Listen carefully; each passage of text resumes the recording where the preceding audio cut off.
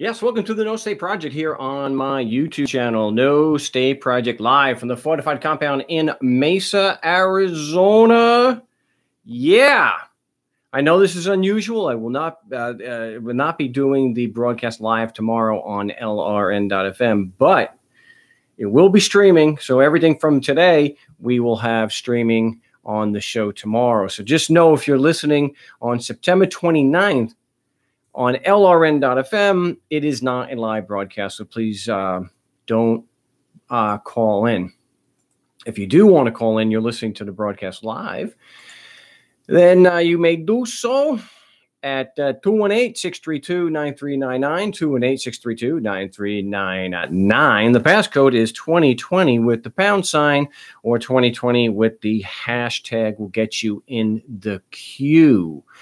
Could also contact me on Skype at FrankRizzo3, but instant message me first. Please don't just call the show. Especially, we're doing a 2 hours of anarchy radio right here, and let's try to keep it professional. The less editing I got to do, the better. So definitely keep that in mind. I want to thank everybody for subbing. Finally hit 12,000 subs, so very nice. I appreciate that. If you're not subbed, get subbed, because we'll be doing more of these live shows, and not everybody is getting the information off the website. So that's what you need to do there.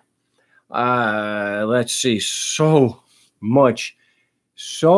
damn much has gone on. You know, It is a sad state of affairs that in 2018, people are still giving politicians the time of day, as if these people have any credibility whatsoever. And, you know, these hearings, you're not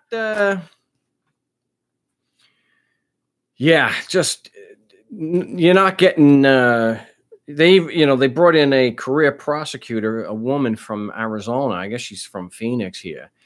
And I guess she was going to do the questioning. She didn't question Kavanaugh nearly as much as she questioned the, Dr. Ford. And true to fact, I mean, just ridiculous. But what really stood out to me, and you'd think somebody, and I don't know, maybe somebody did. I haven't seen it, but nobody yet that I've seen has called Lindsey Graham out for his ranting and raving about how unfair he thought that Brett Kavanaugh was being treated. Let's understand something about Brett Kavanaugh. He is a judge in the D.C. Circuit. He's done that for 12 years. Even if you take all the allegations off the table and look at just what he testified to or his record as a judge, it is it's not helpful. It's not helpful. Not helpful at all. During the proceedings, he dodged questions like a typical politician. I mean, I had this happen yesterday, and I'll have to get to that. So I can edit out, I can bleep out the noise there. So anyway, I'll get to what happened yesterday. Gee, I swear, it's one of those things. You start talking about politicians, and it starts affecting me. And maybe I'm starting to, to get allergic to them as I get more gray hair. I'm getting allergic to these people, even talking about them. But I'll get to them later. But Brett Kavanaugh, from when he testified, didn't answer questions. He did even, and yesterday he was answering some questions, but wow. Then what a performance. One of the big things about Brett Kavanaugh are why, one, there shouldn't be a Supreme Court to begin with, not a government-based one. But just aside from that,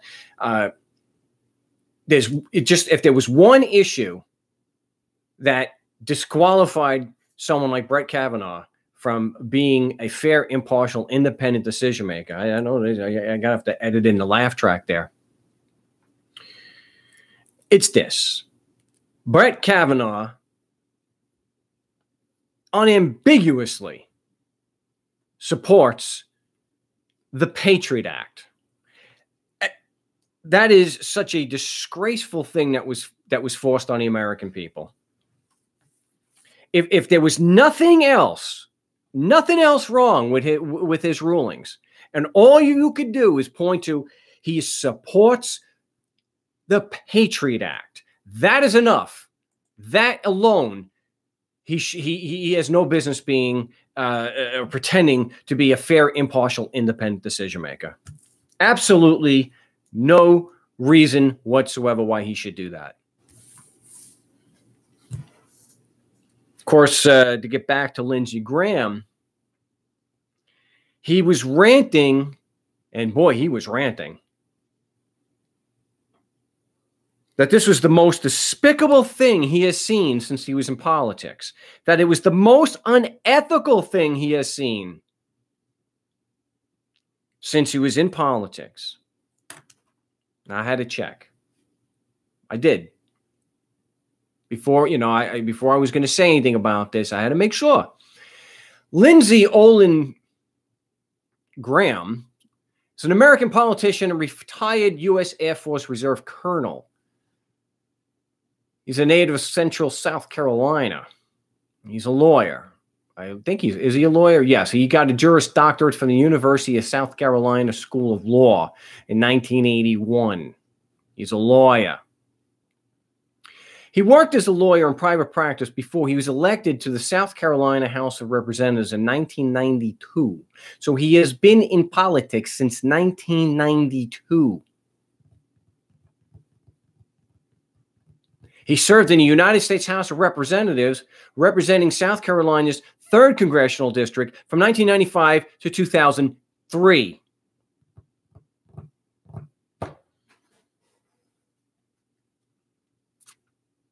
In 2002, he ran for the U.S. Senate as an 8-term Republican ran for the U.S. Senate after 8-term Republican incumbent Strom Thurmond announced his retirement. He won the primary unopposed and defeated Democratic opponent in the general election. So he has been in the United States government since 1995. So 23 years. 23 years. So he was there for the passing of the Patriot Act. Now, I don't know if he voted for that or not, but he is going all up in arms regarding a judge who does support the Patriot Act. I'd have to take a look at that, but that's not really what's important here, what I'm getting at. We know that the Iraq War was under false pretenses. We know that there were hundreds of thousands of people, innocent people, killed for an act of aggression based on demonstrably false statements. We knew at the time, yeah, the media was cheerleading this, but a lot of it, we knew at the time that the pretenses for the invasion of Iraq were false. We also know that the Afghanistan war, which is the longest war in American history,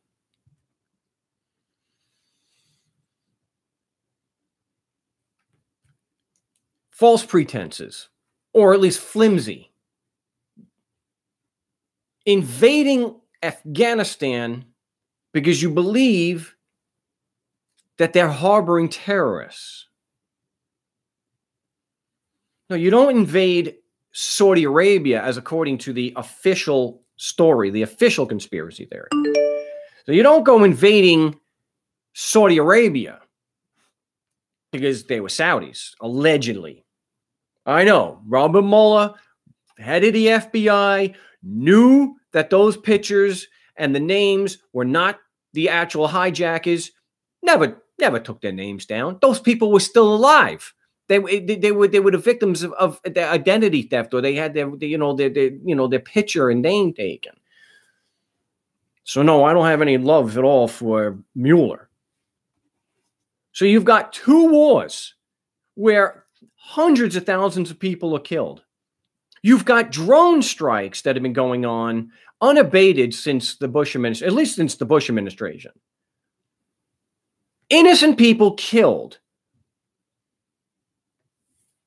There was extraordinary rendition.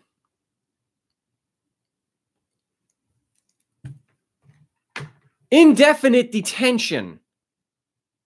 And yet, even if we can say that the accusations and this circus in Washington, D.C. this week, or the last couple of weeks, even if we say he is the victim of a smear campaign, we'll give him that. We'll give it to him. Right? You're an altar boy.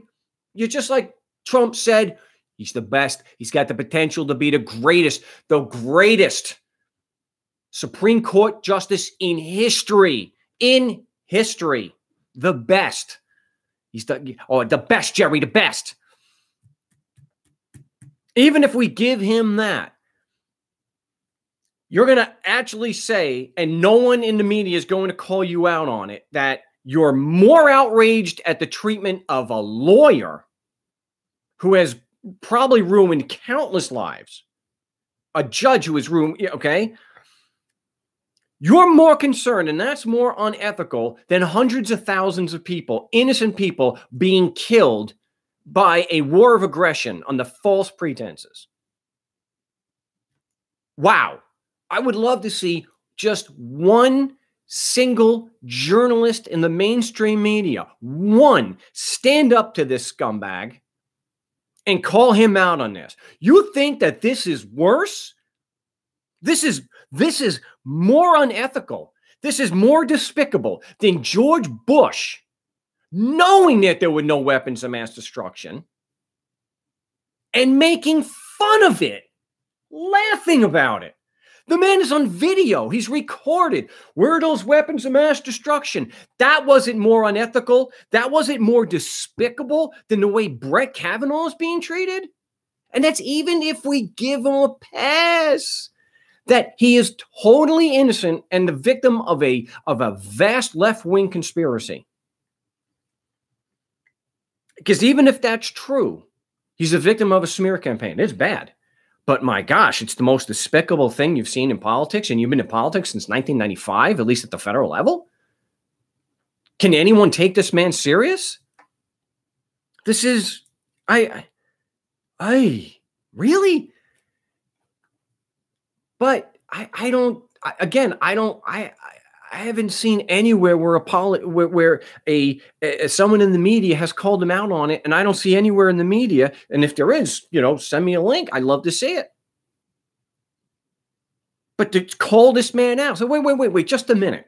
We understand you're passionate and you got some man love going on for your boy Brett. We get it. That's fine. There's no problem with having some man love. But to flip out and start saying it's the most despicable thing you've ever seen in politics, it's the most unethical? See, because what it comes down to is politicians don't give a damn about anybody but other politicians, the rich. We do not matter. All those innocent people that have been killed in the Middle East, none of them matter. None of them matter. It's because Brett Kavanaugh is a rich politician. That's why Lindsey Graham gets upset. That's why. And that's the only reason why.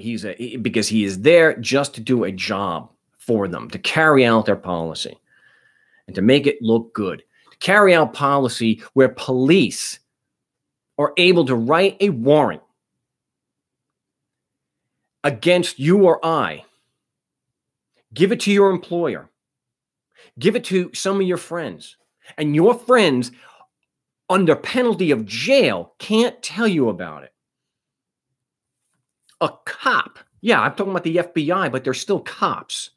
They're federal police. They could give a warrant.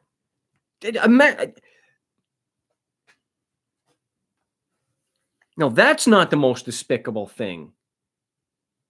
It's the treatment of a fellow politician. That's what outrages him. That's where their minds are. What a bunch. What a bunch. That was the most despicable thing. So again, if somebody knows of a journalist holding this man accountable for this tirade he went on yesterday, I think it was yesterday. If anyone has any proof of a politician actually confronting Lindsey Graham on this and asking him, don't you think 100,000 more people, innocent people dead in Iraq, don't you think that's despicable? I mean, if he actually thought that was despicable, he'd probably have a stroke because it would make him so upset. If the treatment of a fellow politician does that to him. Wow, that is the most despicable thing he has seen in politics. Boy, that you got some selective memory there, my friend. Gee. Yeah, the genocide in Yemen. I mean, there's a constant barrage of American attacks in the Middle East. Oh, here's another thing. Oh, what about Chelsea Manning or Bradley Manning? Tortured for 9 months before, right? Tortured for 9 months. You've got, all he did was release footage.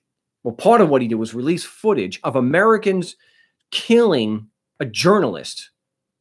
And instead of going after the murderers, they lock up Chelsea Manning. Oh, and 9 months of torture in a cage for 9 months. Oh no, the Abu Ghraib. Oh yeah, the United States military, together with the CIA, torturing people in Iraq. But Brett Kavanaugh? Really? I mean, you would expect that at least one person would interject and say, hold on a second. We know you got your little man love going here for the guy. We get that. That's, again, there's nothing wrong with that.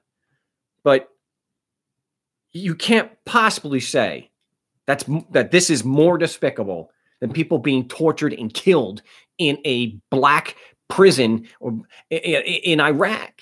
I could just... Oh, I guess it's just more of that moral relativism. It's more of that propaganda crap. Well, it's legal. That's why you have people like Brett Kavanaugh, who I don't have the information here, but a lot of it hasn't been released. He was very close to George Bush. We know George Bush was in charge of the extraordinary rendition. We know that George W. Bush was in charge during all the torture. We know that Gonzalez was the attorney general and wrote the torture memo. I have no doubt that someone like Brett Kavanaugh signed off and agreed to that. But again, I have to speculate on that. He was George Bush's, he was staff counsel, and so all through that,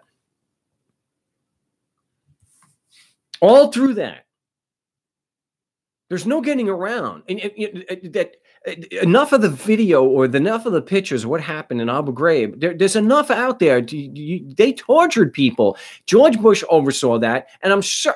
And again, I have to speculate, although I think it's probably true, that Brett Kavanaugh had a hand in the torture memos, and that Brett Kavanaugh had a hand in defending the Patriot Act as staff attorney, and we know for a fact he did as a judge.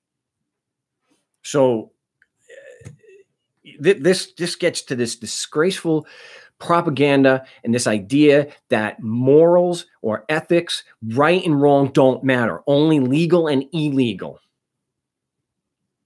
Well, you know what? Our actions do matter. Ruining this man's life? I can't get off of this. He's screaming about ruining this man's life. Do you have any idea the lives that you have destroyed just here in the United States? Even if we're just talking about pasty white people of a European extraction, the lives that you have destroyed because of your policies, what you've put into effect, Lindsey Graham and you and your fellow vampire bureaucrats. There are how many people? The United States has how many people in prison who haven't hurt anyone? That is disgraceful. I can sit here and go just so many examples of this show that was put on yesterday. It was a dog and pony show, no different than the court cases that come up before Judge Kavanaugh or any other judge. It's a show. And people have to be convinced that what is legal is all that matters, and that right and wrong and that ethics and morals don't count. Doesn't matter. Do whatever you want as long as it's legal. And if you're a rich politician, do whatever the hell you want. Just don't let it get out in the media, because they'll cover for you. They will cover for you. There are so many examples of this. There was one recent where there was a woman that saved, I think because of Hurricane Florence. Was it Florence? I think it was Florence. But there was a woman that was saving pets. She actually took people's dogs and cats and whatnot and brought them into her home. She has been charged with because she didn't have a license to do that. Is it because doing the right thing doesn't matter? You have to do what's legal. That's what the plebes have to do. We have to do what is legal. Aye. So, I'll get to calls in a second. And someone's, Napolitano was one of the ones that outed Kavanaugh on his support for the Patriot Act. So credit where it's due. So thanks, Texas Treetop, for that. He gets it right a lot of the times. And so I get a lot of I have a lot of experience dealing with people who don't like to answer questions, people who are bullies, and yesterday I actually posted more on Facebook yesterday than in all the time I had my Facebook page combined. And on one side, I was right. You can't have a rational discussion on Facebook, especially when you're talking about veganism. So I posted a particularly, abrasive remark towards me, and I have to say that although a lot of the there was a lot of responses. I mean, it really took off. I got to say that most of the, let's say at least half of the responses were actually trying, to be rational and contribute to a discussion. Not all of them. That's one of the reasons why I stay off the Facebook, because it is toxic, and I actually deal with toxic people, on the phone all the time. And yesterday was no exception. It just kind of added to why I wanted to shoot myself in the face yesterday, because it plays out like a Facebook discussion where you can't get an answer and it'll do anything but answer the question. And so this is kind of this has happened before. And so if you want to go back and listen to a prosecutor doing this, there's one up in Saskatoon that I keep referencing back to. And this was almost a verbatim copy of that, but it went a little longer. And I don't buy into this tomato crap, this where you can equivocate and say whatever you want, and just so that you can beat your chest and say, I'm right. Words are used to communicate ideas, and we should be precise in our language. And if you're going to say tomato, then you can't have a rational discussion with them, because they're just going to change the definition of the word to meet their narrative, and that's just not honest. And so the Colorado Department of Revenue, who I've mentioned on the show before, is notorious for being very, very bad. They are bad faith from beginning to end. So we spoke with a supervisor, because the one who actually did the assessment, I'm talking, and I've confirmed this, we were speaking to the one responsible for the state tax assessment. She will not answer any questions regarding what she actually did. She actually admitted she wasn't qualified and not the one to do that, that it had to go to upper management and her supervisors. But you're the one who actually did this. I said, do we really have to wait until you're under oath at a hearing in order to get you to exercise some good faith? Just answer the question now. She won't do it. If she had the evidence to support her claim, just give it. Just give it. That's the way good faith works. Now, what she did was say that in response to a letter we had sent asking for evidence to support her claim, she put through the United States mail that he was arguing, question's not an argument, but he was arguing that the tax system was voluntary. Now, if you call the Colorado Department of Revenue, you will hear a recording when you first call, and it will say that they are striving for voluntary compliance. So if you repeat that, oh, you said it, yeah, because it's whatever they want. They will say whatever they want. There's no credibility. These people are criminals.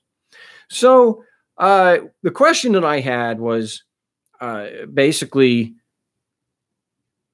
are you certain that that Mr. X was arguing that the tax system was voluntary in his 3 correspondence to you? Wouldn't answer the question. Would not. All right. We got the goods on you. We have the 3 documents Mr. X sent, and we have your letter claiming he's arguing the tax system is voluntary, and that's why I don't have to pay. That's not what's in his correspondence. So I did bring out to the supervisor, well, I think we may have a serious felony here because she made a demonstrably false statement and sent it through the mail in an effort to take Mr. X's money. It is definitely a false statement, and that is a felony under Title 18, Section 1001. So, but putting it through the mail, that's not supposed to be so good. She didn't want to discuss that. It all had to be in writing. So I tried to ask questions regarding their claims of jurisdiction. It had to be in writing. I've said this many times. The reason why they say that your question has to be in writing is they're actually saying to you, Abba Fungul, I have no intention of answering these questions. I want to get off the phone and get back to stealing money from people. Okay.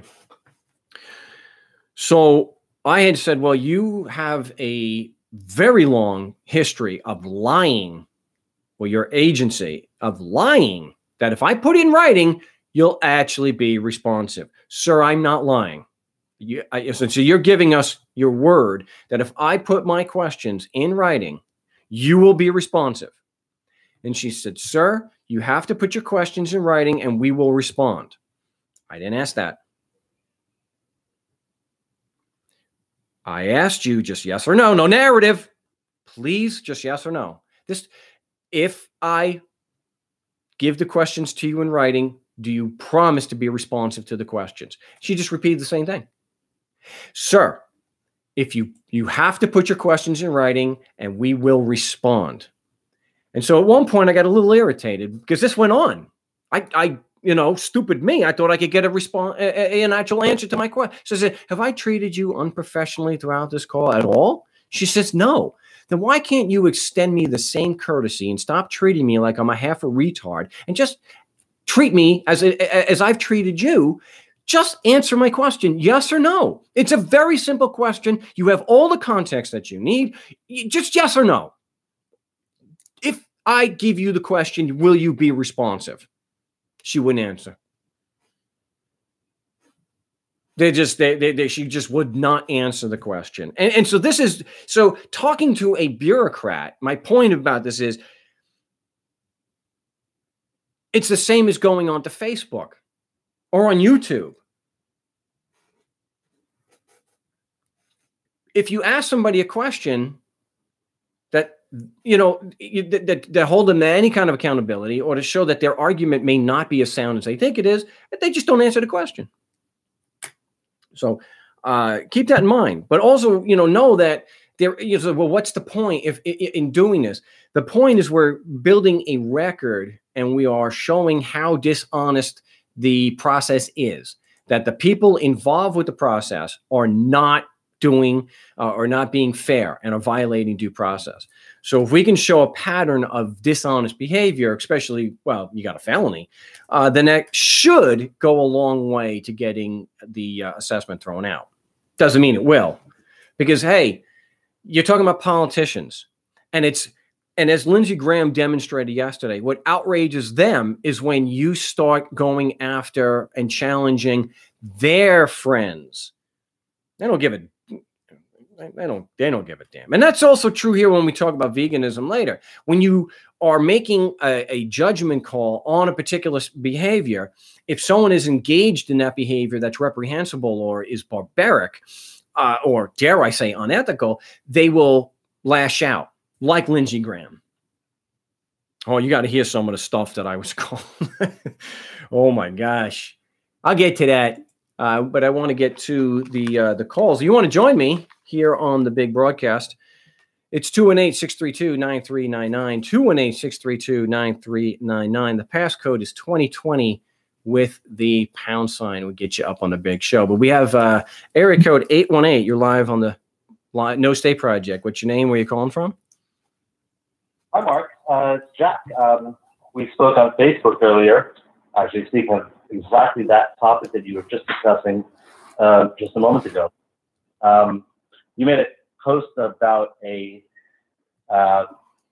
comment that you received about the argument you were making about veganism. And my question to you was, do you believe that eating animals is immoral? And if you believe that eating animals is immoral, do you have a proof of a moral system? Do you have a rational proof of secular ethics that you can provide to make that definitive statement? Right. And real quick, where are you calling from? Right now I'm calling from Las Vegas. All right, Las Vegas.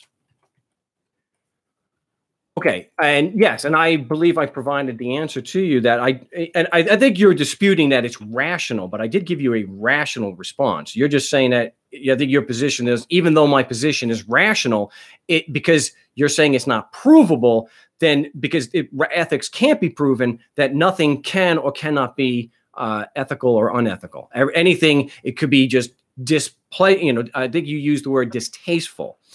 I think you even mentioned that killing and eating. You said that you answered me, but you didn't. What your last comment was, and I'm quoting you directly, you said, when did I say I had a proof? So you're not saying that you have a proof of some kind of rational approach to morality. No. Right. At the time, I had not used the word proof. You were adding that. You have if you look, and I can quote, and cite you too. You have a pattern of adding context to your questions, especially after you think that I haven't answered them. So I did address the proof issue. Do you have a proof of rational secular ethics or not? I believe I have a rational basis for that, and I laid that out for you. And do you believe that your rational basis based on, ethics should be based on empathy and so on? Is that a objective truth that could be a basis for a standard for a universal ethic? I believe that self-preservation, we can certainly see that, and that's objective. I think we can certainly show on brain scans that that empathy is real, that there is a particular part of the brain that lights up when we're feeling empathy. So that is objective. And I believe that the rational principle... Well, it's objective that empathy exists, but I think... I'm sorry. Say that again? I didn't hear the part about what you said about existing. Yeah, we could say that it's true that empathy exists. Yeah. Yeah. We could also say that it's true that a instinct for self-preservation exists. Yeah. right? Okay. So these are facts. These are simple facts. These are not the basis for a human moral construct. What you're saying essentially by saying that is that it's a fact that sometimes you'll feel bad if you do things that aren't good or that aren't subjectively good, right? But feeling empathy is a subjective thing, right? It's subjective. Well, it's feel empathy for. Sorry. For example, a lot of people feel empathy for murderers, and so serial killers will get all sorts of marriage proposals and letters and all sorts of stuff while they're in prison, right? So it's a totally subjective thing, right? No, empathy can be measured. It can be seen on a brain scan. It's a particular part of the brain. It's not. Feelings can be subjective to the degree you actually are aware of them. But the actual mechanism of empathy is objective because you can see it on a brain scan. I don't see how that is right. The existence of empathy is let me finish. But the direction that empathy is pointed to is subjective. The experience may be... Case in point, veganism, right? So people who eat animals do not have empathy towards animals, right? That's a simple fact, obviously. No. If they had empathy towards animals, they wouldn't eat them. No, that's not true. And one of the things I discussed is that the reason why people will eat meat is because a lot of them, not all of them, some people are going to be, barbaric like Joe Rogan and just, they don't care. It doesn't bother them to be, to do that.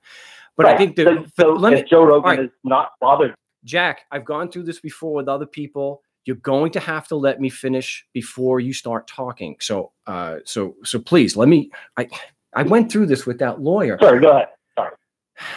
I had a lawyer do this to me for an hour. It was maddening. The point I was getting to is, yes, you have your barbarians like Joe Rogan who just don't care. They're aware of what's happening. They just don't care. But you also have people who are not necessarily aware because they don't see it, that they're so far removed from the actual violence, which is why you can also have people who just don't give a damn about children being bombed in Afghanistan or Pakistan because they're too far removed from it to give a damn. But if they would actually see it, then they would probably have an empathetic type of response that could be measured on a brain scan. Right. So when you say probably, you're saying that you're making an assumption. Well, maybe I shouldn't use the word probably. If you're having an empathic response, that is able to be seen on a brain scan. So if they have so that's, that I don't think, I'm not going to say it's certain, but I think it's well settled that there is a particular part of the brain that will consistently light up when somebody is feeling empathy, just as, other feelings can be shown in different other parts of the brain, like fear. Right. I'm not disputing that. I'm saying the fact that empathy exists and that people do have empathy is a real thing. But empathy and the direction that it is activated by, the things that it is activated by are subjective.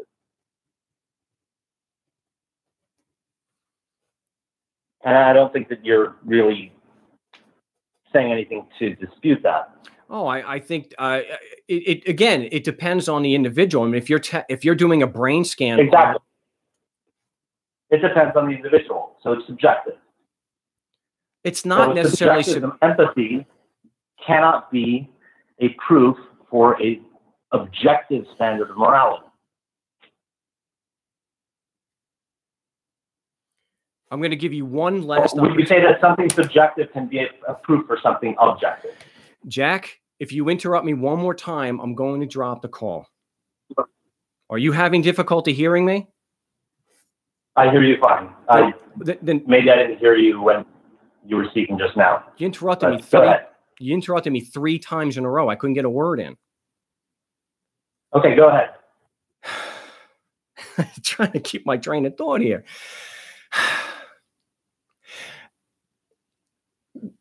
Just because you have a percentage of the population that are shown to be sociopathic or psychopathic doesn't mean that an empathic response is subjective. It can be measured in people who, like the majority of the, I think they say something like 6%, and I don't know, I'm just spitballing on here. It's less than 10% of the population that are actually psychopaths that will not have an empathic response.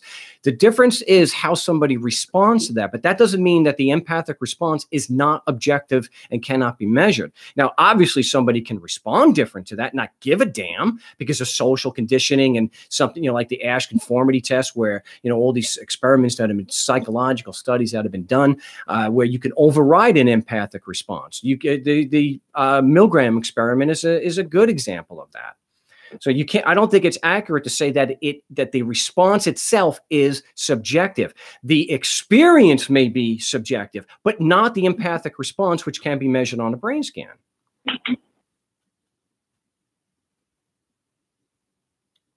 So I'm not saying that that empathy is subjective. I'm saying that I'm saying that individuals are different. And I think that you would agree with that. Everybody has individual preferences and individual mores. People are different. And so the things that will activate an empathic response in one individual are not the same necessarily as those things which would activate an empathic response in another individual. Would you agree with that? Yes, but I think that there is some basic and some fundamental ones or some common ones that cross cross political lines or cultural lines. I think we killing and the intentional killing, which is not in self-defense, rape and stealing, those basic ones where there's actual physical harm or emotional harm to somebody, I think are generally accepted and will get a broad empathetic response. Would you say that people in the meat industry are sociopaths? I think some of them are. I think the high rates of PTSD is evidence that a lot of people that work in slaughterhouses are that they have empathy, because if they didn't, they wouldn't necessarily have such a high number of cases of post-traumatic stress disorder. I would say definitely. Okay. I would say that based on. Would you say that a high percentage of them are sociopaths?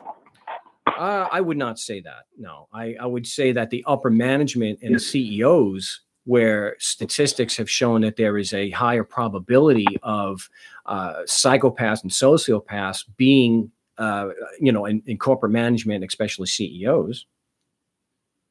But you wouldn't say that the actual person doing the slaughtering is a sociopath? Not necessarily.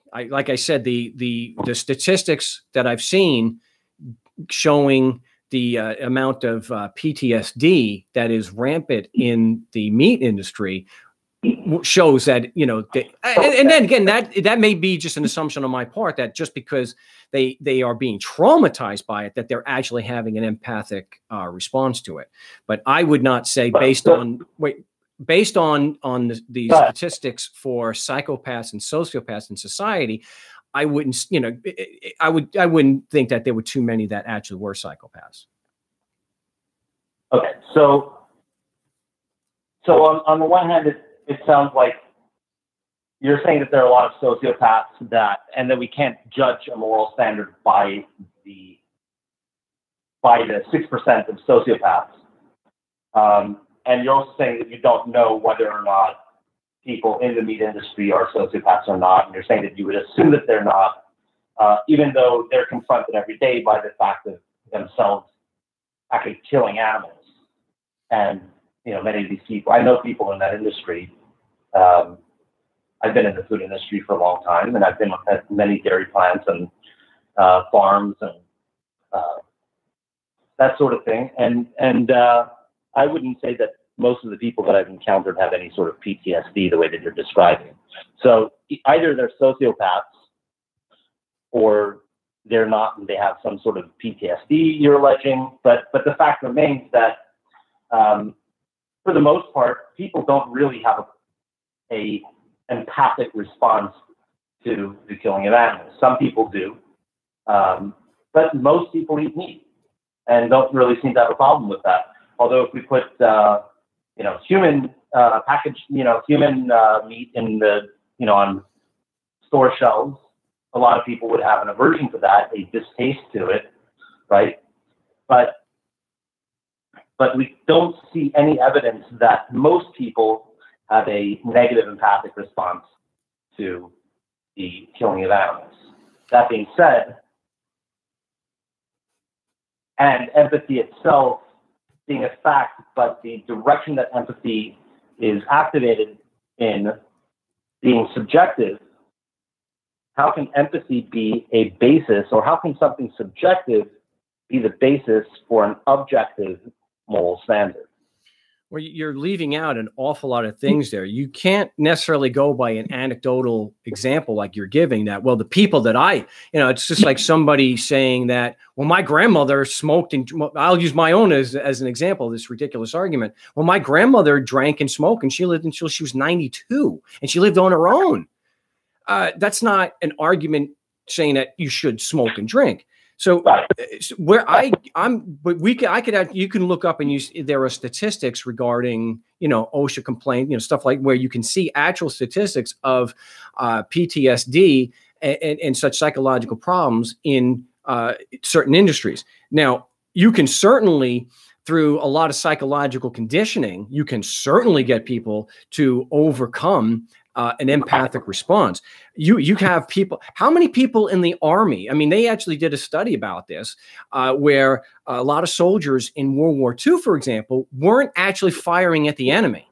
So they were not doing that. And so they wanted to change their intake, that they would focus more on people with a more flexible moral code, where they didn't have empathy, or, it was where they didn't care about shooting. So there are certainly examples where that response, which can be, of course, scientifically measured, where that could be overridden, and through psychological conditioning, to not really. But when you take people who have eaten meat their whole lives and show them the footage of what they're actually doing to those animals, you can see people on YouTube having disgusted by the tree, and that's why people who eat meat will say, well, I don't like how they factory farm it. So I don't know too many, and this is anecdotal, but I'm not familiar with too many people that eat meat. And you could see it right in the threads that you and I were participating in.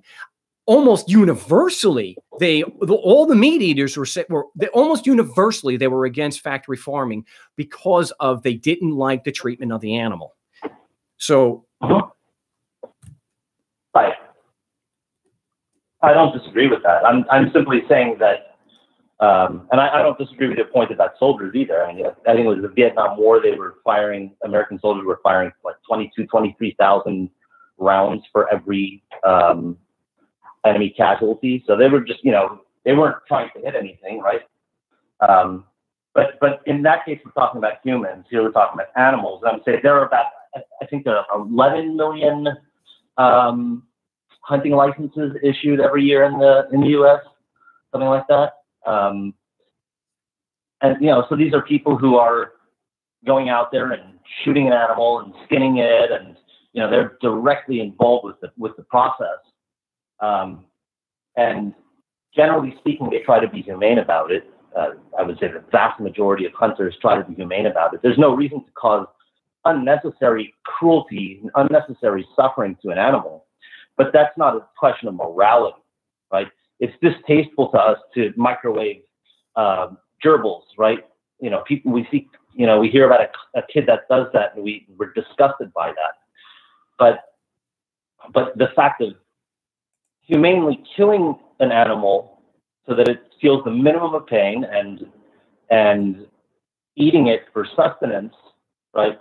That's a totally different thing from causing unnecessary suffering, right? But you're trying to negate the killing. The killing is what, I'll use your term, which is distasteful. To kill,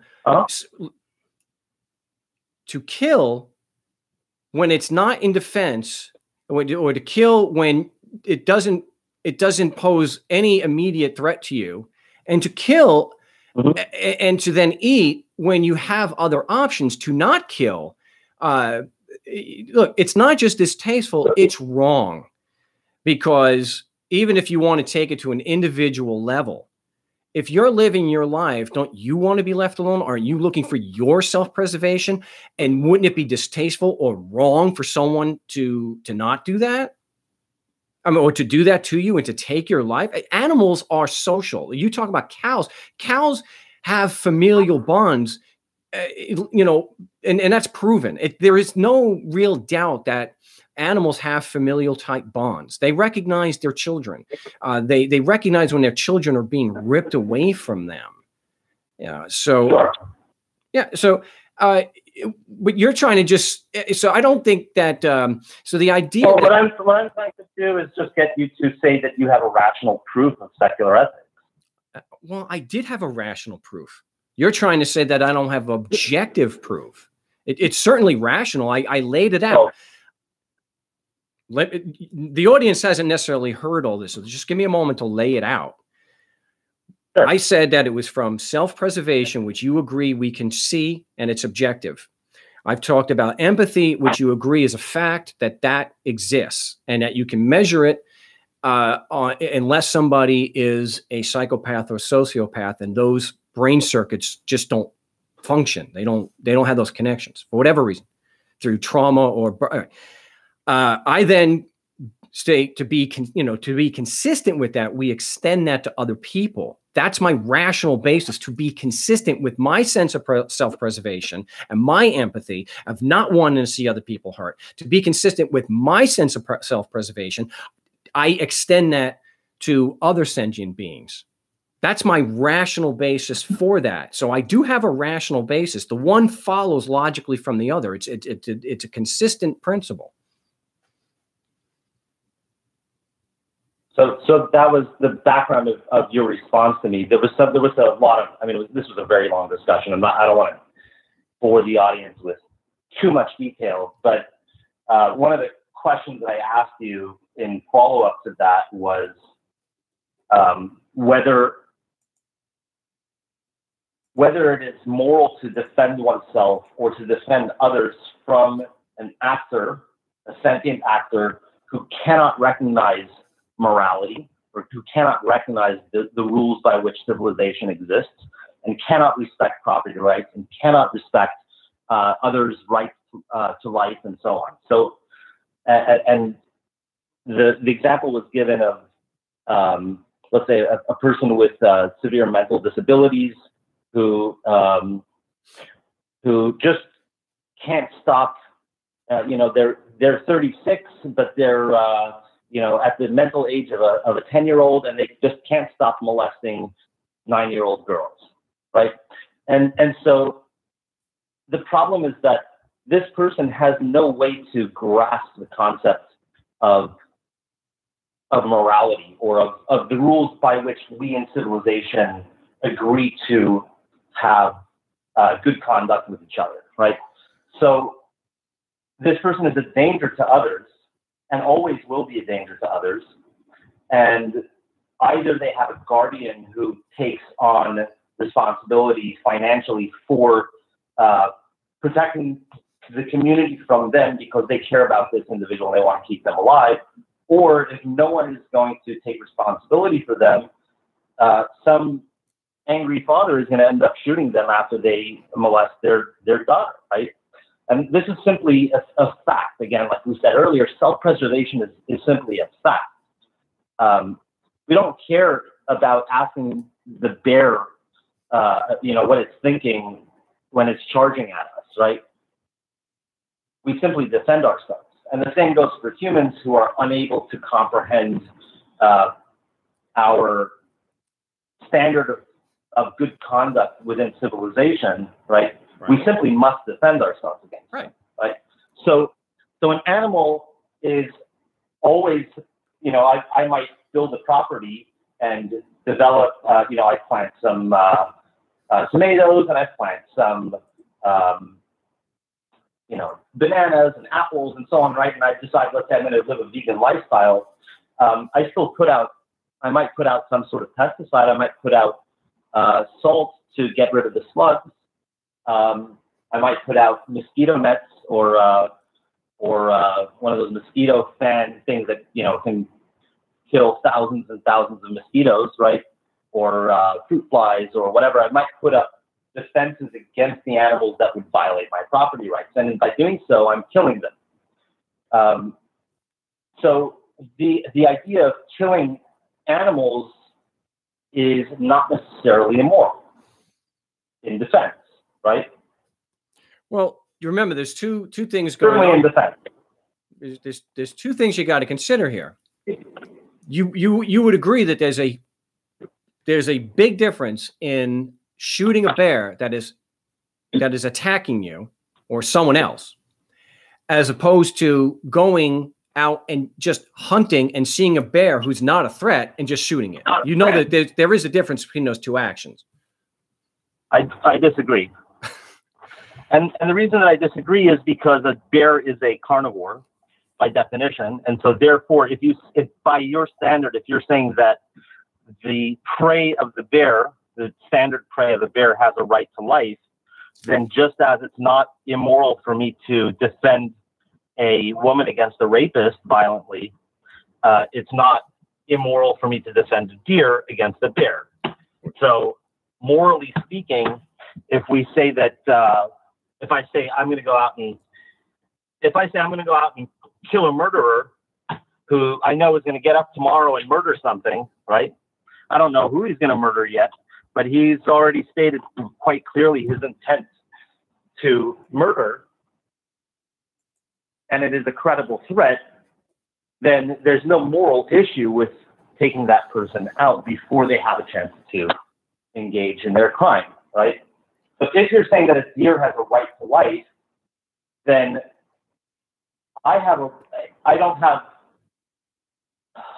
then there's no limitation on who is allowed to defend that deer.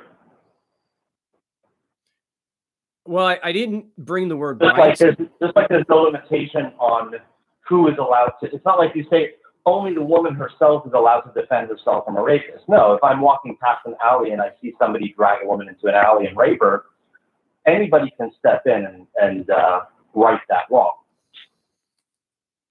I didn't disconnect the call because I'm actually glad that you haven't interrupted me much since, but you know, and I'm glad we're having an actual argument, and I mean that in the highest sense. I appreciate that.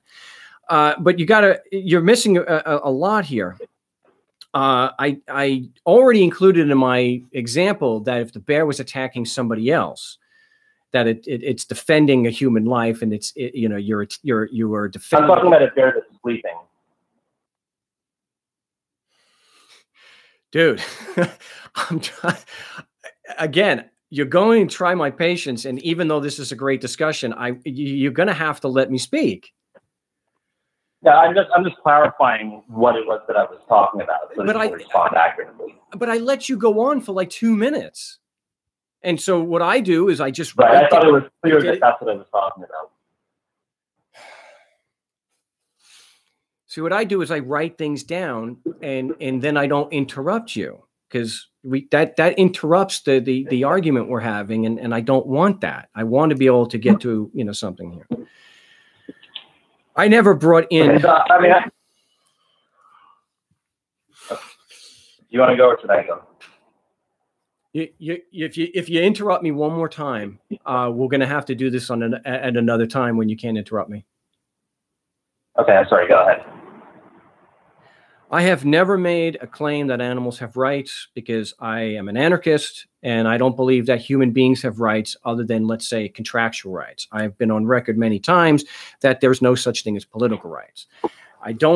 My stand on whether it's right or wrong to kill an animal is not based on the animal having a right to life. The examples that you were giving me, I think there's a clear distinction between when the predator is in the act, then the amount of force necessary to neutralize the attack is always going to be right and moral or ethical or tasteful.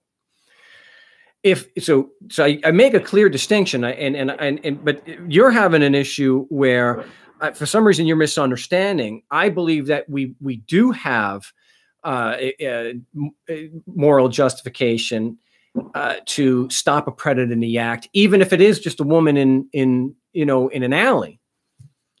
I think that there is a distinction between. So I think what we said in the discussion on Facebook was that I'm all for, let's say, like I just mentioned, killing to stop an attack if the killing is necessary, which it we'll say in your example, it absolutely is. If it's a child being molested, absolutely take them out. But there is a distinction where they're not in the act, and I don't think it's necessarily moral or ethical or tasteful to in that case when they're not in the act. I think it's, but I think force is definitely morally justified to restrain them and maybe imprison them. So that's the distinction I made online. So you just said something that I agree with fully. There's no such thing as rights. And if there's no such thing as rights, then how can we say that there is such a thing as a moral code which is specifically dealing with rights and wrongs? Because, for example, nowhere in my description, in my rational basis, do I even use the word right. That you can, something could be, and I know the way you're using it. I'm not, we're not conflict. You're talking about political rights as opposed to, just the principle of right and wrong.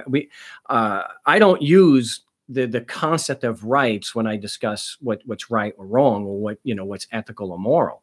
I don't think that there's any need to bring that in. It's just, it's no different than when and I'm not saying you, and no one recently has done this, but the typical thing is for people to bring in gods as if, that's a basis for a moral system. And I make it very clear I don't do that. So I don't bring God or religion into the discussion, and I don't bring in political rights. So I don't think, and I think my position stands without any reference to rights. It doesn't make or break the rational basis for the position or the principle.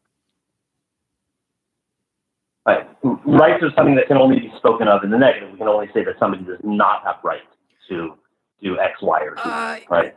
I made the distinction that you can definitely show that there is objective proof of some objective proof anyway of a contractual right. So you certainly can have a contractual right. I don't equate that with political rights, but I think you can enter into a contract or an agreement with somebody to do or not to do certain things, and that you can consider that a contractual right as opposed to political right, which is the ramblings of the insane. But I think when we say contractual rights, that's not rights in the philosophical sense that we're talking about. That's in the sense of an agreement that you've agreed to do X and I've agreed to do Y, and if I do Y and you don't do X, then I have an agreement from you that I can collect. I can take collateral and X, Y, or Z, right? So that's not the same as rights in the philosophical sense that we're talking about. But I think we both agree that not only humans don't have a right to life per se, or any sort of rights per se. Animals don't have a right to life either. I think we agree on that. Yeah. And so to say that something is a violation of morality, we have to say that morality has an objective standard by which it determines what is right and wrong, right?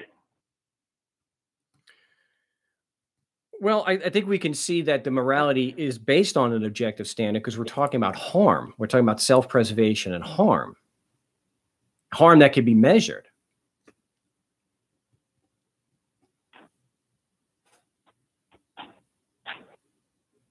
Well, I understand where you're coming from fully. Believe me, I've given this a lot of thought. And I think, that the idea of killing one animal to eat versus killing 50 animals in order to protect my garden so that I can eat, I don't see how one is more morally acceptable than the other, first of all. Okay. And then second of all, if we haven't yet posited a rational moral standard, an objective moral standard, then we can't really say honestly that something is moral or immoral before we do that. So ultimately the question is, do you posit an objective moral standard, something which is a problem that philosophers have tackled for thousands of years and not one of them has done successfully? And if so, would you please publish it? Because I mean, that would be groundbreaking. That would be absolutely groundbreaking and of great value to society. And if not, I mean, if you don't have an objective, rational ethic that you can posit, then I think that it's somewhat incorrect to say that something is moral or immoral. And I think that ultimately, I think you would agree with that statement. Well, I wouldn't agree with that. I want to address both of the issues that you raised. You didn't make it, I think there is a huge distinction between killing something to protect your garden and killing something just to eat when you have other options of not killing that animal. To protect your food supply, I mean, if something is actually attacking your food supply, that goes to your self-preservation, then I think it's no problem to use force or to do what's necessary to stop the attack. Beyond the attack, I don't think that that's justified, but I certainly think it's justified to take steps to keep your food supply safe. I don't think anybody would begrudge you that. And in fact, I know, I've seen very prominent vegans that would absolutely stand by you that if something, let's just say a bear is trying to kill your dog, so it goes the same thing, I believe, with your food source. Now, whether I have presented an objective standard, I certainly have presented a rational standard that is based on objective facts, and that the principle that comes from that is rational, and again, it based on something that we can prove. We can absolutely prove self-preservation and empathy. So to have a moral principle that is consistent with that, I think that's pretty damn close to an objective standard. I'm not, and that's another thing. I don't know if it really is accurate that philosophers have failed in that, but you may be right. I'm not as deep into philosophy, and I'm making up for that, of course. So, but I think that the standard does come from an objective set of facts. Is it immoral to engage in cannibalism in a case of famine, for example, in Africa, where there's a severe drought, people are dying, and people will engage in cannibalism simply in order to survive and get to one more generation, so that they can continue to exist? Or are they required to? Would you say that it's, in a case of famine like that, it is immoral to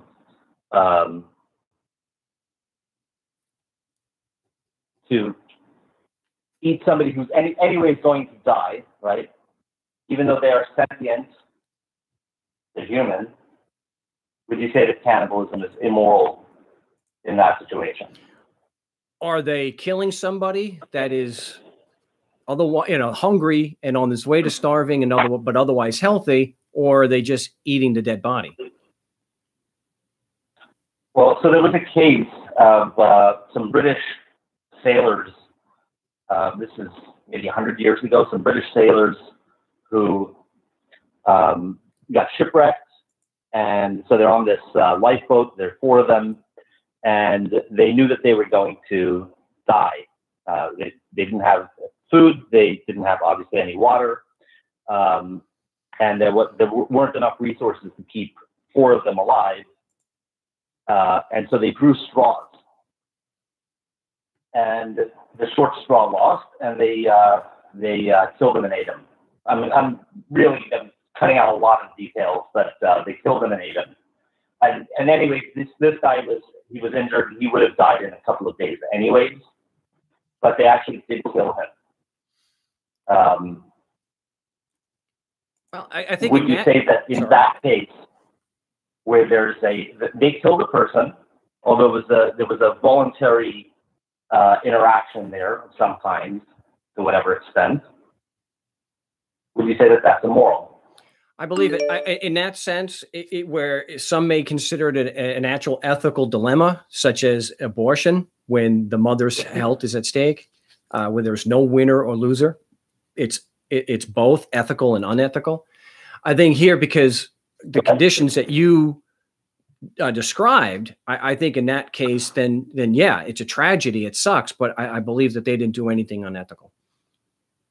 And what if there was no voluntary interaction? 3 of them simply decided, you know what, that's the guy that we're going to kill, and that's the guy that we're going to eat, and it was not voluntary, and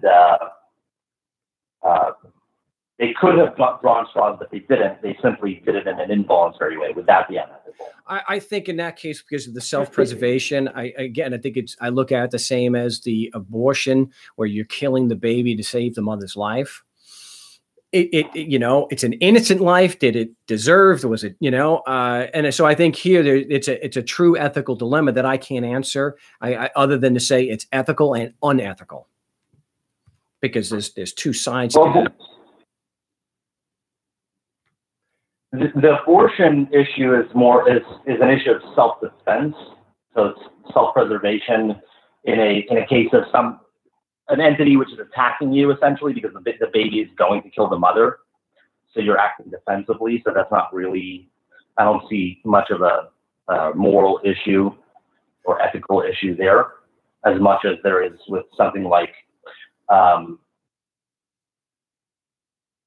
self-preservation, that we have to eat in order to live. And so even though it's been demonstrated that plants do have feelings, and we know that many plants engage in various methods of self-preservation, like being poisonous or being having different colors that don't attract the types of animals that eat them, and so on and so forth.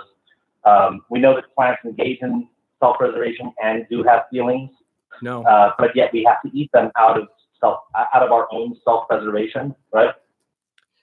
Well, I've limited time today, but let me just answer this. You're wrong. Plants don't have feelings. They may react to stimuli, but they don't have a brain or a nervous system, so they cannot.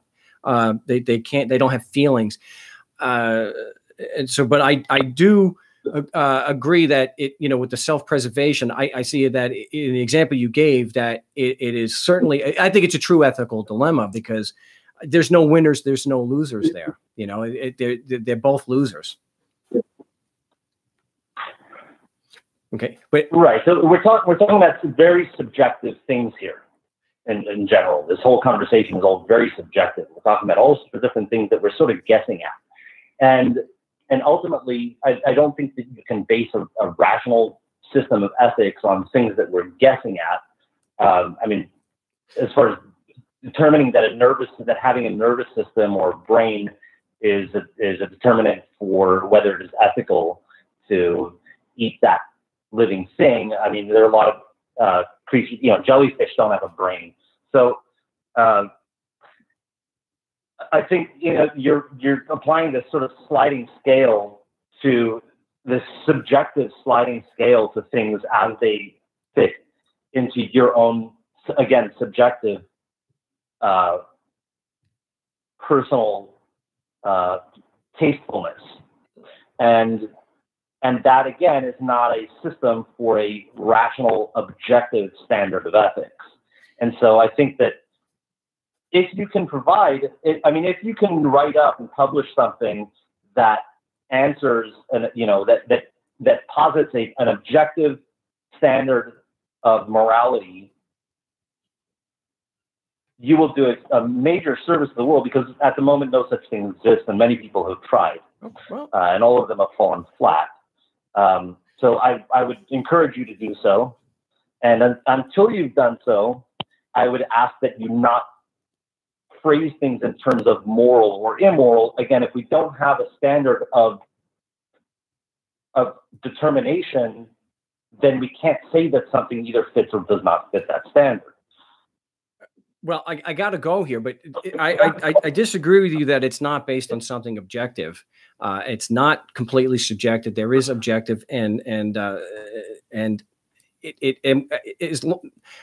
It's just that I have a limited amount of time, and I've got a line full of calls. So I do appreciate the call. Thanks for glad that you're busy. I beseech you from the bottom of my heart, if you have what you believe to be a standard of ethics, which is objective, I beseech you to please publish it, because as of the moment, no such thing exists. Well, okay. And I thank you for taking time. I appreciate the call. It is based on empathy and self-preservation, which are facts, can be measured. So it's not. It is based on an objective set of facts. It's consistent with an objective set of facts. But before we, and I don't want to just disagree.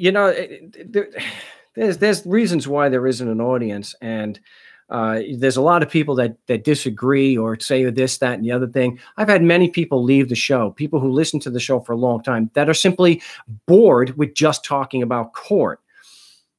So you can't satisfy everybody. I liked the discussion on ethics. It was actually a discussion. So not every show is going to be at everybody's liking. So whatever. I think I have another California call. We have area code 916. You've been very patient. What's your name? Where are you calling from? Hi, Mark. This is Jim, also known as King James on the chat. How are you? I'm doing well. And what part of California? Or Sacramento. Sacramento. God help us. What can I do for you? Yeah, so I'm calling you. I'm in support of the vegan lifestyle, or animal or plant-based diet, whatever you want to call it. What I've found is that the people that are so against us as far as that type of diet haven't really even tried it. And years ago, it was much more difficult to even get any kind of enjoyment out of that kind of diet, because there just wasn't much information available. But today, I mean, we talked about it a little bit on the chat last time, or a time ago, with the lentils. I mean, I eat lentils almost every day. And in fact, I use the red lentils, and I can have a big pot of lentil cooked up in under an hour. And I got enough for maybe 4 days. And it's delicious. I mix it with rice. I have grains in the morning. And I've been doing this for 6 years, and it's I feel very healthy, and my pulse is down to close to 50, and I'm not a super strong exerciser or anything active, but I walk quite a bit. But I found my health to be very good with this lifestyle. I eat lentils every day too, myself. And I, just like you, I'll have, make it a pot with some quinoa, and I'll throw some beans in there. But, and so I have my bowl that I know where I've got 2 cups. And so I know that every time I have my lentils and salsa and guacamole or avocados, I know that I'm getting 20 to 25 grams of quality proteins. And that's a thing. Yeah, when you eat lentils and black beans, not only do you get at least as much protein per gram, you're not getting heme iron, which causes cancer. So, and if you're at 50, wow, that's pretty good. I train every day. I actually had a really good session this morning doing heavy cleans and snatches. My heart rate hovers around 53 or 54. I really have to start getting back to sprints though, and I think I can get that back to well over 50, well under 50 again. Yeah, I think if people could just give it a try, they'd find it's really not what people would think. Now, I live with someone who's a carnivore, and she will almost say if and I've gotten her to start eating lentils a little bit, but she'll always almost say, well, if I don't have any meat, then then it's not a real meal, and it's very difficult to get someone past that. Someone that loves In-N-Out Burger and all these kind of things, which of course I love the In-N-Out fries, but that's about it. But if someone would just give it a try, I know Tom was talking about, he's into health or he's into weightlifting and such, the same as you are, and he likes the deer and all that stuff. But if he would just give the lentils a try, and it's easy to find these recipes, I'd even be happy to share it with anyone. But you can make it as spicy as you want. I throw in some garlic and some onions and cumin and turmeric, and all kind of things to make it, lots of peppers and such. So it's really a pretty tasty meal. And I think if people would just give it a try for a short time, they'll find that they're not going to just be craving. I mean, I will admit, when I got started, it was very difficult because you're always thinking about, oh, I want a burger, I want the cheese or whatever. But if they just give it a try, they find it's doable. Yeah. And I'll tell you go ahead. Well, I was gonna. You guys can't. I can't. I think that's a pretty good picture that you guys can see. Those are black bean burgers that I made, and so you can see there's avocado, there's pickles, and I got some barbecue sauce there, and yeah. I got to tell you, not that difficult to make, and I can make 10 of these burgers. In fact, somebody saw me eating this. Let me put that up. Somebody saw me eating this and thought I was eating meat again. And I made this for a whole family for less than $10. I mean, for everything. I mean, so the idea, it's very easy to make.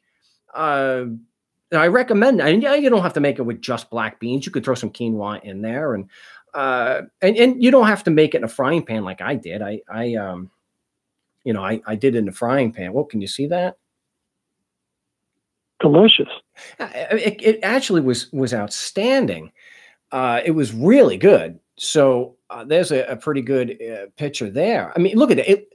It granted, it was my first time, Jim, and I would tell anybody, if you want more if you want it to hold better and have more of a meat texture, which I had no problem with the texture, but if you want that and you don't have a legitimate gluten intolerance, you could just add a little bit of gluten to the mix before you form your patty. Yeah, the seitan. Well, yeah, this isn't seitan, but yes, you're right. Seitan, you can make the seitan's a little more expensive. If you're on a budget, the only thing I can see for the gluten is there's that one package, and it's not. I mean, it's not super expensive like beef or chicken, but it's certainly more expensive to make burgers that way than to do it what I just showed with black beans, because black beans are as cheap. That's pretty damn cheap. Beans, lentils, rice, quinoa, that stuff is all really cheap. It's amazing how cheap. And I eat oatmeal too. I'll go to Costco. I'll get one of those big Quaker Oats oatmeal, and I'll eat that with.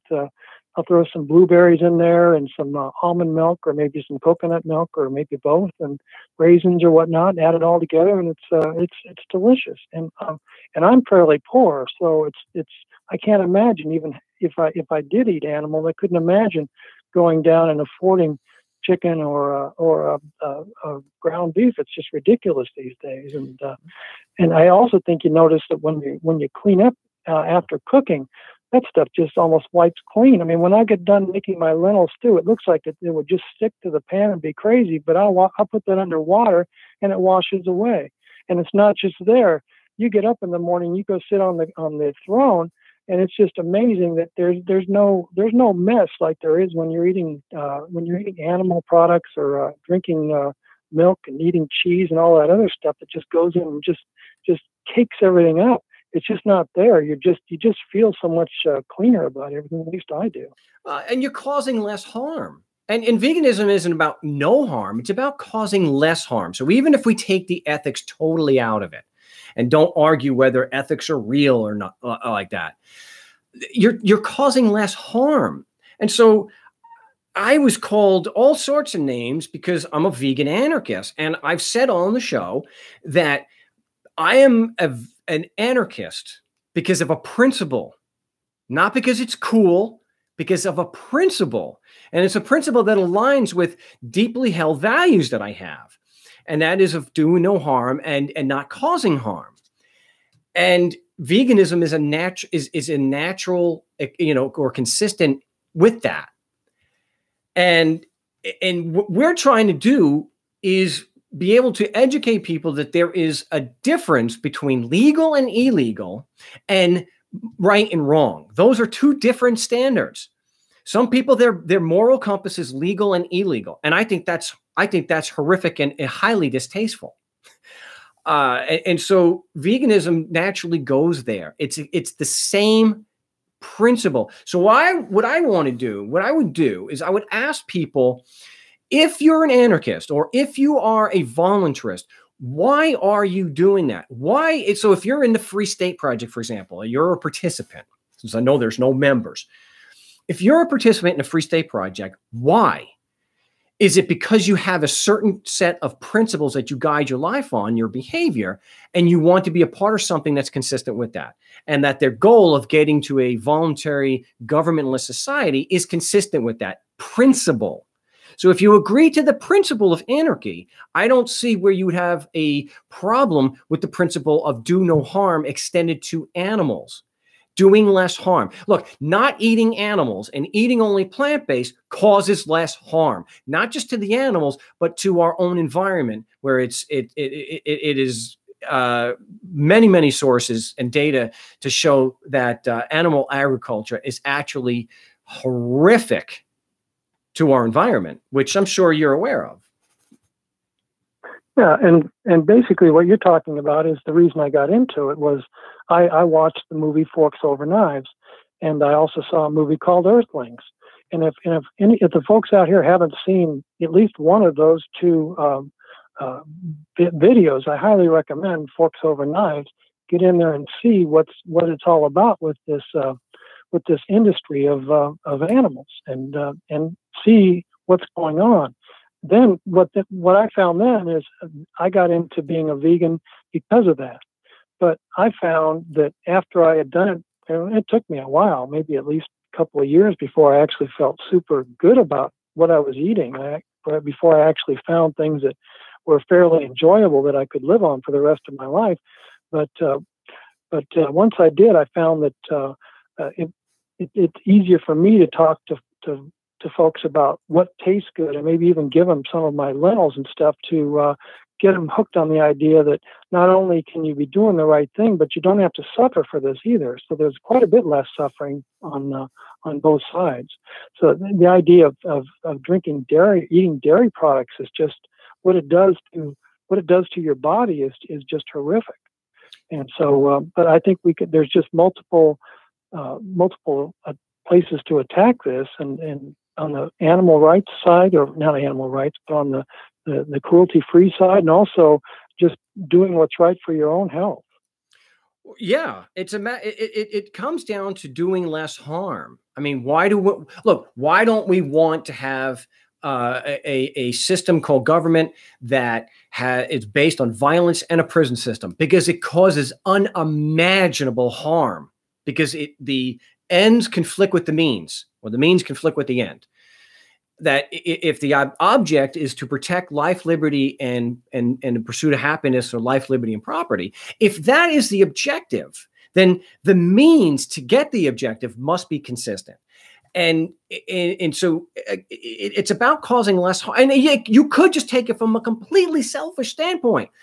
Eating animals and their secretions causes harm. The leading causes of death, in fact, if statistics show, based on broad population studies, the group with the lowest risk for all-cause mortality are vegans. Now, and I know the whole thing about the BMI with athletes. I am considered obese on the BMI chart because but not even taking that into account, vegans have the only normal BMI. Meat eaters, the majority of the, well, look, vegans, we are barely 6% of the population. Okay. The majority of Americans are obese. So the majority of people that eat meat and dairy are obese. Now, I know correlation doesn't equal causation, but really, we have enough studies to show that eating meat and dairy and whatnot is definitely, only eating too much is definitely the cause of obesity.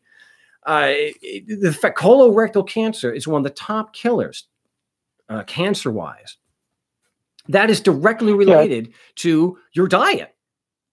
Because our intestines are long; they're not designed like a cat to have meat, be fully digested. Because there's so many ways to go about it, but it do no harm. It's a principle we should be practicing. That's why it should be why we're anarchists. I don't know. Some people may be anarchists because they like the symbol, they think it's cool, or they're being edgy or what. I don't, but that is for me.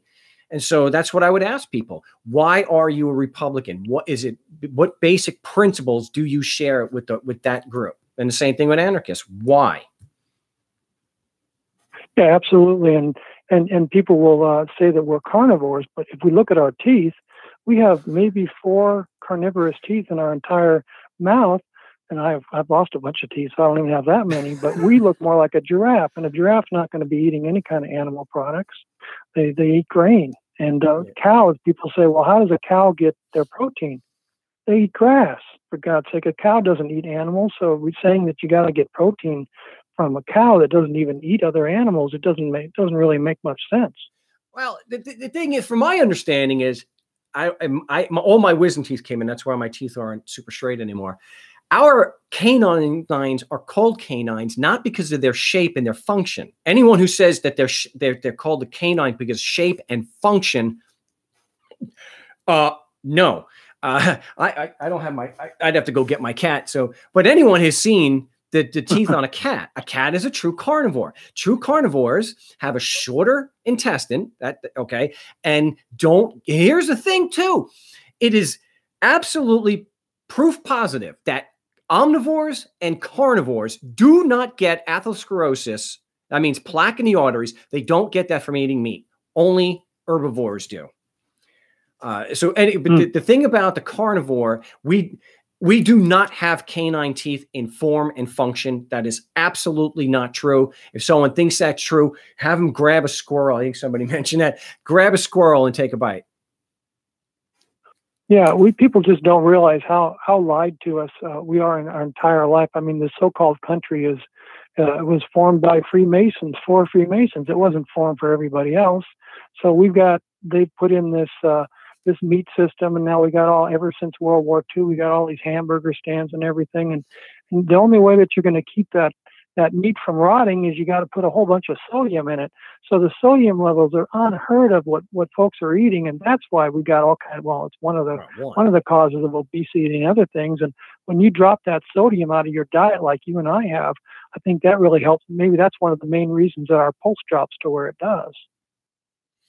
Yeah, I want to address something. Somebody here, I don't have the test because I'm doing a live broadcast on here.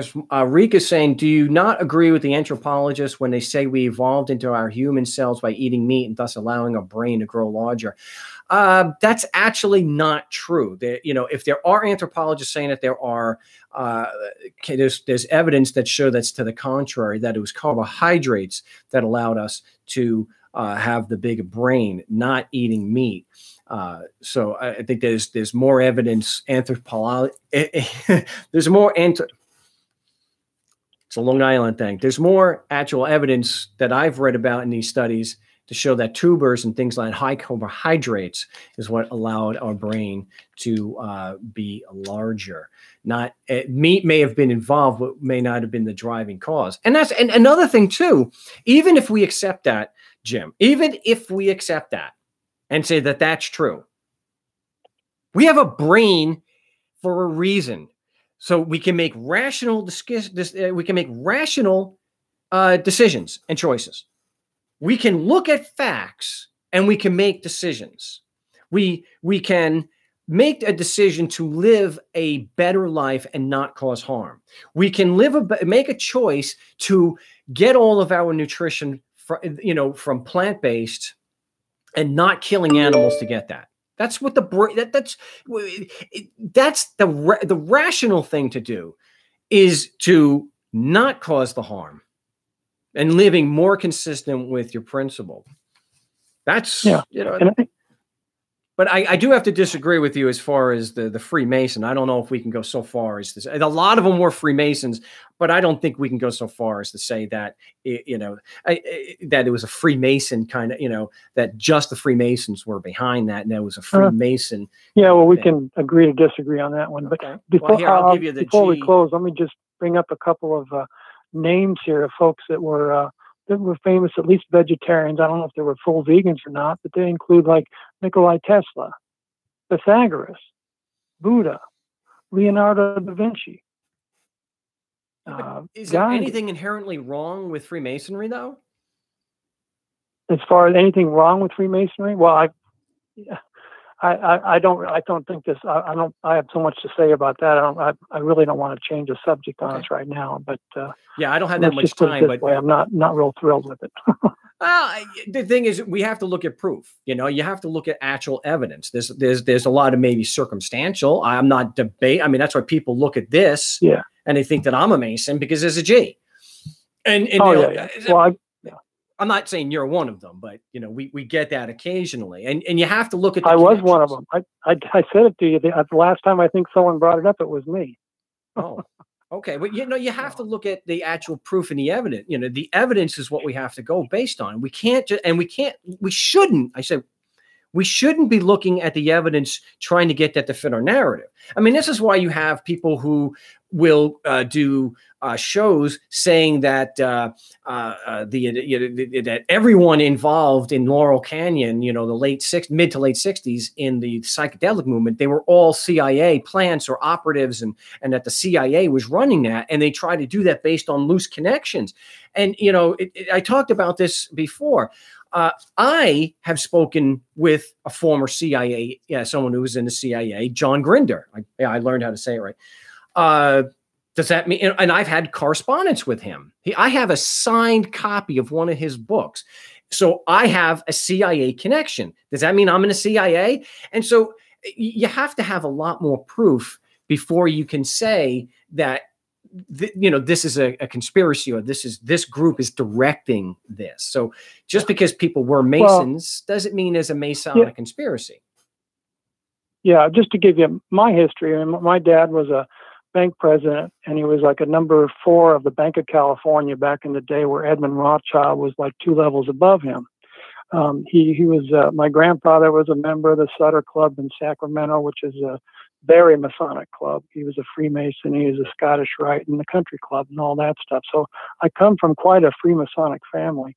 I think if you study anything about numbers, gematria especially, and how, which is very Kabbalish, how numbers and letters are all linked together, and then you start studying things that happen during each day, the headlines and all the different newspapers, how they break down numerically, you might find some very interesting things. There's a man named Zachary Hubbard who does multiple YouTube videos every day, breaking down the headlines with the gematria calculator and showing you how everything that's going on today breaks down and can be proven by the numbers. He has a book that he wrote for 750 pages, and he's only asking $5 for it. It's quite an eye opener. When you actually look at that, you can go into the King James Bible to Psalm 46, and you'll find the words shake and spear there, and it's all mathematically perfect. So it's just a fairly interesting thing to take a look at, just to come to your own conclusions. I can't make conclusions for anybody else, but I'm just saying that it's something to take a look at. Yeah, I've seen the video Hidden in Plain Sight. That goes through a lot of the numerology or the geometry behind. Yeah. And I'm not saying it's not an influence. That would be silly. That's obviously true. You have a G with, you have the Masonic symbol on a dollar bill. There's an influence, but still, I need more, more compelling evidence for a conspiracy. But let's get back to this, because one of the things, I don't know if you've gone through this. Some of the things that that people will come out and say in defense of harming animals, which if you kill them, you're harming them. That's cruel. To kill something that's not attacking you, that's cruel. That is cruelty. I get this thing where if you're made comfortable, or, if you're not aware. So if a cop shoots you, you're like walking into your house and shoots you dead, and you don't know it's coming. You don't actually physically suffer. You just shot and you die. Oh, that's not cruel to end somebody's life. The extent that people, at least on Facebook and YouTube, will go through to justify killing. That's not in self-defense. They'll even, the non-aggression principle doesn't apply to animals. Yeah. Oh, so somebody actually on Facebook claiming to be an anarchist and living on a farm or running a farm said this to me. And I'm asking you if you have ever had someone say this to you. Animals don't have feelings. Yeah, I've certainly heard that. In fact, I went to the University of Iowa, so that was obviously, hog heaven back there, and everybody eats animals back there. But maybe animals are android or something. Maybe they don't have feelings, but I believe they do. I look at animals in the eyes, and I don't know if there's a way for us to prove that they have feelings any more than we can prove whether or not there's anybody outside of our own existence. But until that was ever been proved to me that they don't, which I don't think is possible, then I'm just going to go ahead and err on the side of I'm just going to stick with my guns and avoid doing harm to anyone that I think might actually feel something like that. So that's just me. I can't prove anything. Like Socrates said, the only thing that I can prove is that I can't prove anything. Yeah, somebody's saying here, Stuart Smith, a Scottish brother. He says he runs a doggy daycare in Scotland. And I can tell you, dogs, I believe that. Dogs do have feelings. Well, and it's kind of silly to say that they don't have feelings. I mean, I don't know. Do you have to hook up an animal to a brain scan to see if they're if they're having some kind of response? I mean, you could say it. There's a video I posted yesterday where a calf that had been taken away from the mother, the cow, and the cow was trauma. You can hear it crying. You can see it. And so the cow was taken to a sanctuary, and they were able to save the calf. And they were able to recognize the calf. I mean, and you could see when you, like the one video, it was viral a while ago, where they let the cows out of being inside, and they're running around jumping. It's obvious. So this guy just was off the charts, irrational. It's like, I know animals have feeling, but I'm starting to get the impression that you don't. Oh my gosh! So I was also if you're going to eat the animals, why do you got a problem with eating dog? Yeah, I mean, you're all of a sudden the dog is so sacred, yet the cow you don't have any problem butchering, or the deer, or what have you. There was what started the crap storm yesterday was that somebody actually did post a picture of her with her dog, saying she plans on eating dog and would eat her own dog. This is not somebody who I want to be around. But I don't either. I was called insane, and that vegans are a cult. Really, a group of people. Who's the leader? Not that cults have to. If you use a broad definition, cult could refer to what we're doing right here. This, in the broadest sense of a cult, is what we do, is me interacting with the audience and having an audience. So if you want to use such a broad definition, it loses all meaning. But it is used as a pejorative. That is pretty certain. But I appreciate the call, Jim. I do have to move on because I got to get one more call in before we're done with the big broadcast. But hey, keep it up and look up there. There are some really good black bean burger recipes, and I think there's one about 1.5 minutes long. It's like really annoying music, but I think you'll be happy with the result, like I was. Okay, and look up Zachary Hubbard and Gematria. Have a good one, Mark. Will do. Thank you. Appreciate it. Jim in Sacramento there. Wow. 2 hours almost commercial free. So he's back on the show. Tom from the Big D. What can I do for you today? Tommy boy. I think we got a decent amount of likes on this video. So thank you, everybody. Well, believe it or not, Mark, I don't know if you can hear me or not, but of course, all of a sudden the audio, I heard everything on as I was on hold in the queue, but now everything's breaking up. This isn't my end, Tommy boy. I mean, I just had I just had a bunch of a few callers, and there was no issue on my end. I hear you now. I'm good now. Okay. Now, I'm only calling in. All right. It's Friday night.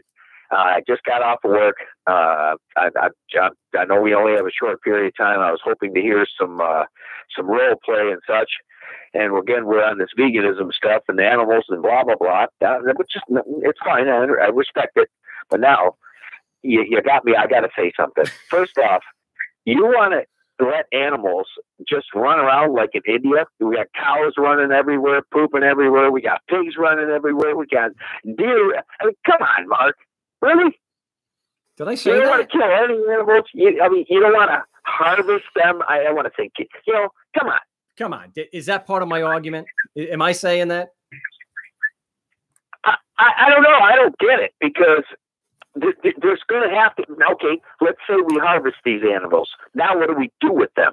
Do we eat them, or do you just burn them, or bury them, or what? Well, this is a common counter argument that doesn't have any merit to it at all. The fact is that even though veganism is growing, it's growing. No one is saying that we're going to go and overnight the world's going to be vegan. So as people like myself and Jim and others, as the veganism increases and the demand for meat, eggs, and dairy go down, they won't have an incentive or a motive to overbreed them. So right now, you can see, I posted today, you can see that the statistics that the dairy industry, at least in the United States, I can say that confidently, is in decline. It's getting bad. And what's going up at the same time? So they're like inverse. As the dairy industry loses more and more support, the support for plant-based milks is going through the roof. And it's that gradual change together where if there's no market demand, they're not going to be breeding them as much. But now, okay, now you're saying my argument is irrelative or it doesn't hold any water. Right. I can show you in India, the cows are sacred. They're everywhere. I mean, even without that, are you serious? I mean, if we just let all animals breed and populate without ever harvesting them and eating them, does that sound rational to you? That's not going to work, man. We're going to be going down the highway at 70 miles an hour, and who knows? It just sounds crazy, Mark. You're driving me crazy tonight, my friend. All right, let me give an example there, Tommy. All right? Have you ever heard of, and my wife follows one of the biggest channels on the phone, Instagram. And there are catch and release programs where what they do to take care of the feral cat issue. And I think it was Jack called from Vegas, which is pretty bad in Vegas. They catch cats, they neuter them to control the population. So that's one aspect of feral animals. There are other non-violent ways that that can be employed to. There are other non-violent ways that you. Okay, I'm sorry. I had to actually turn the video up because we were cutting off real bad. But what other ways? You know, we got to be realistic here. Just like anything that we approach, and I want to spend all this time on this veganism stuff. We only got a few more minutes. I want to get to some of this stuff with court stuff. Okay. And you sounded pretty bummed out last night with in the chat with the responses and how many people are watching and the role play and such. Dude, it was 3 p.m. your time. It was barely 6 p.m. my time, something like that. And in general, people I've found over all these years, they're not even available till after 7 or 8, even 9 Eastern, because a lot of them are on your end of the country. So don't get too discouraged with people not showing up for your role play, brother. We want you on these role plays really bad. Well, if we have to schedule it on a different day, people, if you want to engage in the role play, which I encourage, yes, at least contact me. So if there's a scheduling issue, let me know. So if what's going on is that it's just not at the right time, then I may be able to adjust my schedule somewhat so that we can accommodate more people. So I'm happy to do that. But okay. The part of the problem is that nobody contacted me. So of the people that I had actually given emails to or Skype, no one actually got back to me during the week, especially yesterday or Wednesday. No one got back to me and said, "Hey, I got caught." And I know there are people going to court in a week or two. Nobody got back to me and responded. And so this is direct contact from me reaching out, "Hey, let's do this." And so I'll put it out again. If you want to do that and you cannot make the scheduled Thursday, and you can't make the Saturday show or after the show Saturday, let me know and we'll see what we can do to accommodate that. All right. Yep, indeed. Hey, all right, well, that's about all I got to vent tonight. So don't lose hope, brother. We're all behind you, and this is the only method there is to even attempt to justify this wrongdoing of these people completely fleecing us. There is no other way. I'm not going to go the merit route. I'm not going to try to pop up rules to fight the rules. The Socratic method and the Marcratic method is the only way. So have a good night, my friend. I appreciate it. Tommy in Detroit, I do appreciate the call. Yeah, I'm got a few minutes left. I can go a little over, but it has been almost 2 hours. For those asking, I went vegan on a live broadcast on LRN, my show, of course, just over 3 years ago. And I do credit Bill Church was on the week before, and I went vegetarian that day. And then Eyal set me straight the week after, and I believe that was August of 2015. So I've been vegan for just over 3 years. And look, I'm not saying I'm winning any contest, but I hold my own pound for pound. I mean, I do pretty good. I can still rep 400 pounds on the deadlift, so it's not too shabby. And I can push press damn near 200. So that's okay, but it's just an anecdote. So, but I wanted to address something in the last couple minutes here. Veganism is not a cult unless you use an extremely broad definition, because you could say that anarchists are cults. And I just don't just don't want to use such a broad definition.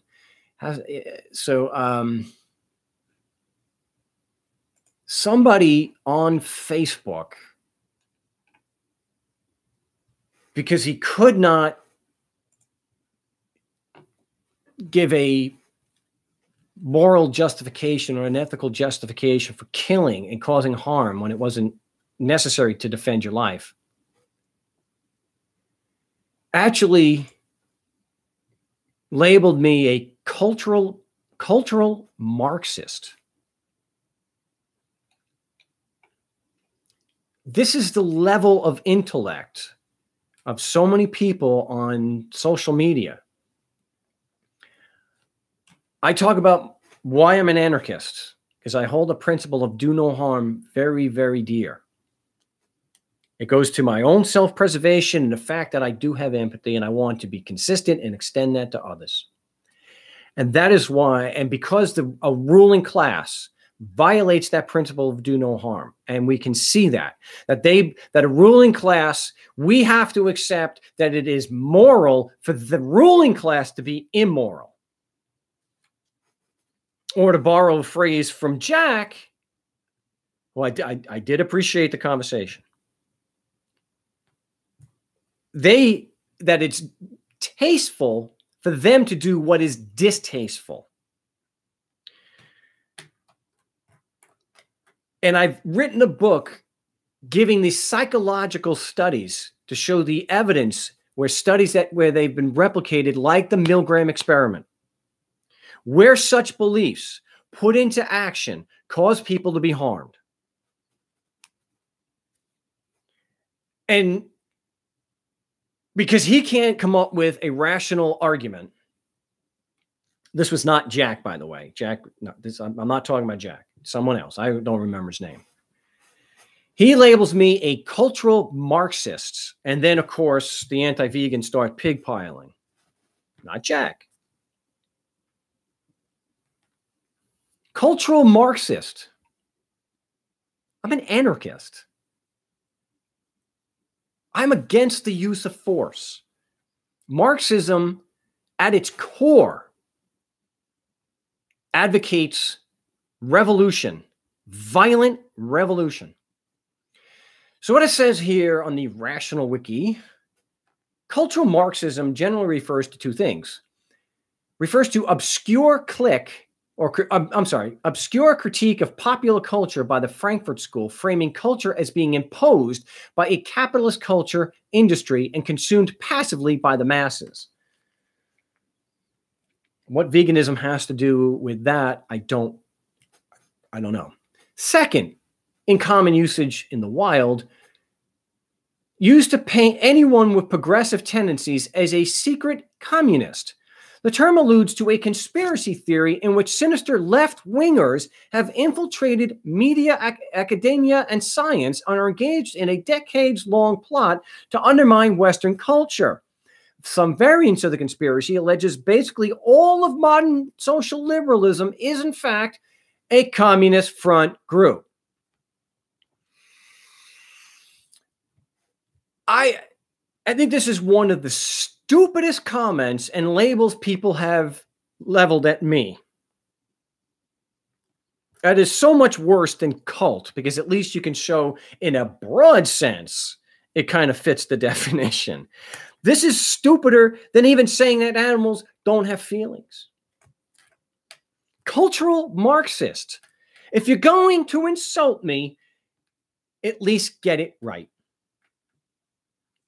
Calling me insane. At least that's a garden variety insult. That's what you say to somebody who disagrees with you when you're a YouTube troll or a Facebook troll. But for an anarchist to call me a cultural Marxist. Wow, this conspiracy theory hinges on the idea that the Frankfurt School wasn't just an arcane strain of academic criticism. Inside the Franklin School was behind an ongoing Marxist plot to destroy the capitalist West from within, spreading its tentacles throughout academia and indoctrinating students to hate patriotism and freedom.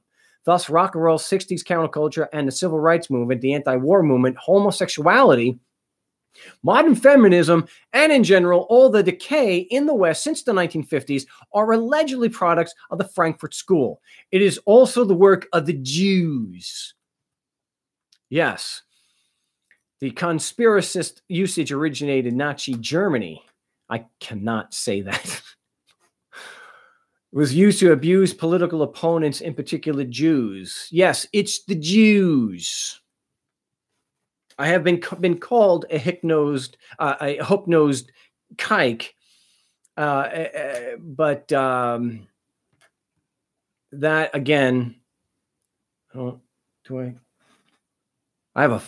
got a prominent nose, but I don't have a hook nose.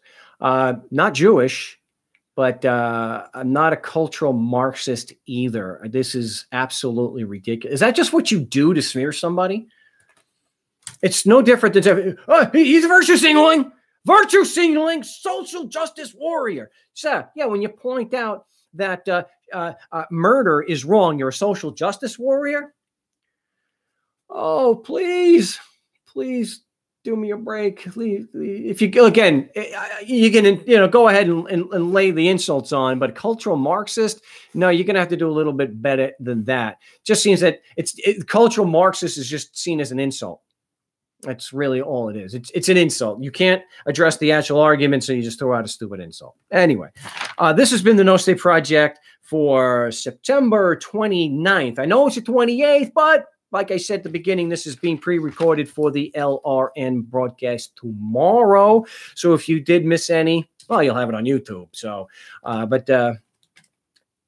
anyway, I appreciate everyone calling in today. Actually had an argument in the philosophical sense, which was really appreciated. And I appreciate the other calls that we have. Tom, always like to hear that I'm driving you crazy, and feel free to call into the show again. But my name is Mark Stevens, the website, markstevens.net. I will be live on the Wednesday show right here from 3 to 4 Pacific Standard Time. So, yeah, intolen, salud.